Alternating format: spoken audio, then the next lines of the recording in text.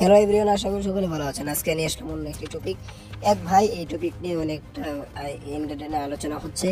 আমাদের মেগাস্টারকে কবে এরকম একটি মুভি দেখবো যেখানে আমরা বলিউডে দেখি সালমান শাহরুখকে, যে তিনি দেশের হয়ে আর্মি ম্যান হয়ে তিনি একটা বিরাট যুদ্ধ করছেন, এটা লড়ছেন। এইসব কবে হবে?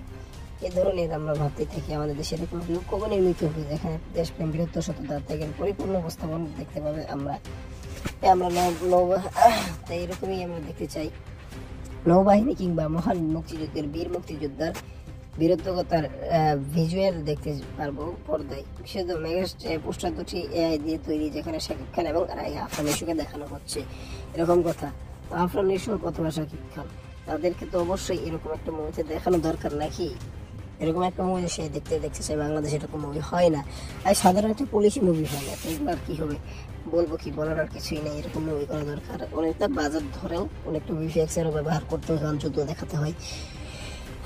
খরচ তো করতে হবে, ব্যবসা করতে তো খরচ দিতে হবে। তো আজকের ভিডিওটি এ পর্যন্তই। ধন্যবাদ পুরো ভিডিওটি দেখার জন্য।